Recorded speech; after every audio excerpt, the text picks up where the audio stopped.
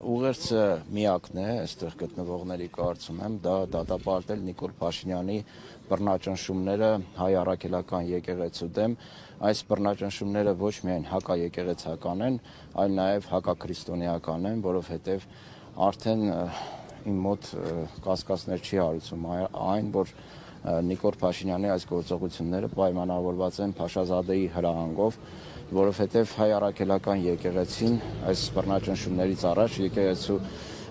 առաջնորդ Գարեգին կաթողիկոսը Ժնևում հայտարարեց գերիների վերադարձի թեմայի մասին, բարձրաձայնեց այդ թեման, արցախցիների իրավունքների, Արցախ վերադառնալու իրավունքի մասին խոսեց ու սկսվեցին այս բռնաճնշումները, ու դրանից առաջ արդեն Փաշազադեն հրահանգ տվել էր, որ եկեղեցին պետք է կարգի հրավիրվի, մեղմ ասած, ու Նիկոլ Փաշինյանը լծված է այդ գործին, Նիկոլ Փաշինյանը ինչու եկեղեցու դեմ, որովհետև եկեղեցին մնացել է միակ ինստիտուտը համահայկական, որը բարձրաձայնում է արցախահայերի իրավունքների խնդիրը, Սփյուռքի հետ կապված նաև Հայոց ցեղասպանության միջազգային ճանաչման խնդրի հաջորդ իրավատերը, հետևաբար Թուրքիայից եւ Ադրբեջանից նման պահանջ պետք է դրված լինի, ու Նիկոլ Փաշինյանը շատ հիանալի կատարում է այդ պահանջը, ոտնահարելով օրենքը, ոտնահարելով սահմանադրությունը, հասել ենք այնպիսի մի իրավիճակի, որտեղ 30-ական թվականների ոճով, երբ բոլշևիկները փորձում էին կազմաքանդել, փակել, բանտարկել, սպանել ընդհանրապես եկեղեցին,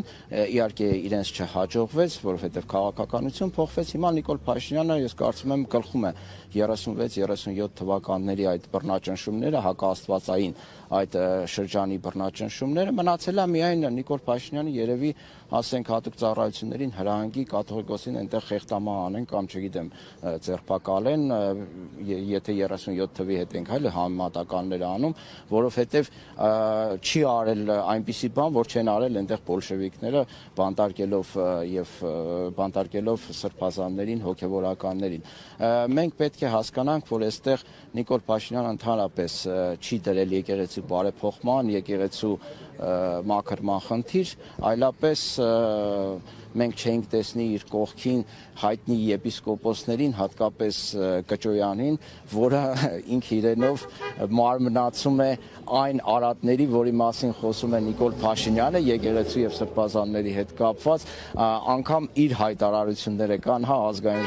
ժողովում Բենթլի Սամո հաշվետվություն է պահանջում։ Ես ուզում եմ Նիկոլ Փաշինյանին հարցրել,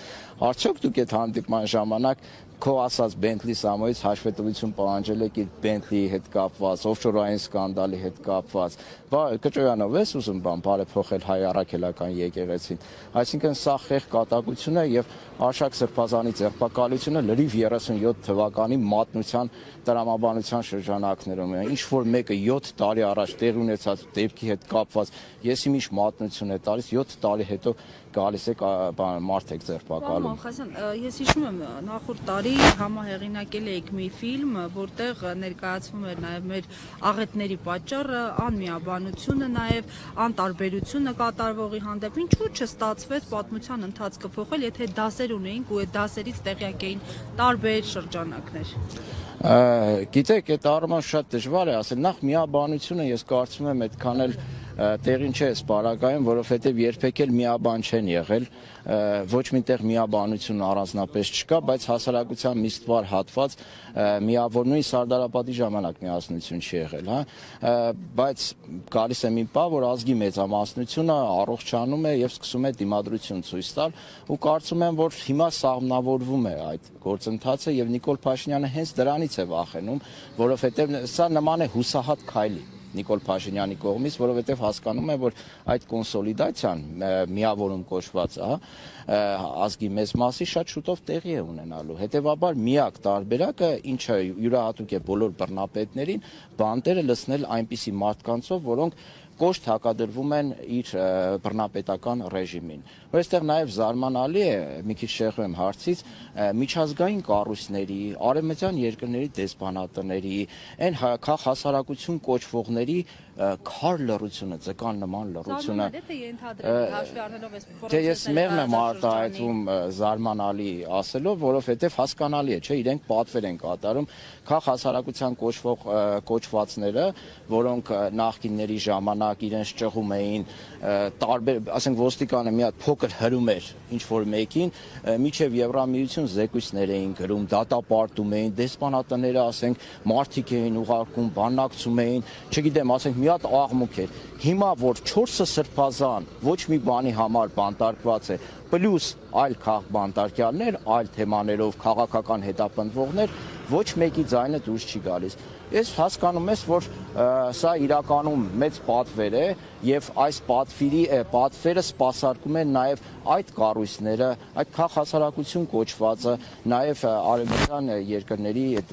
դեսպանատներն ու կառավարությունները։ Մենք Վրաստանում տեսանք, հա, ինչպես է այդ ամեն ինչը տեղի ունենում, ինչպես են իրենք աջակցում հակաժողովրդավարական գործընթացներին։ Հիմա Նիկոլ Փաշինյանը իրենց ձեռք է տալիս, իրենք էլ շատ հանգիստ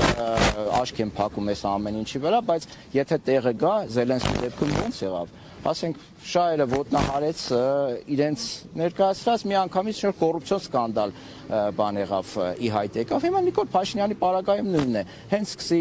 այդ երկրների Թուրքիայի, Ադրբեջանի նաև պատվերները չկատարել, միանգամից կտեսնենք, թե Նիկոլ Փաշինյանը ինչ հրեշավոր դիկտատոր է եղել, միանգամից կլսենք դատապարտումներ։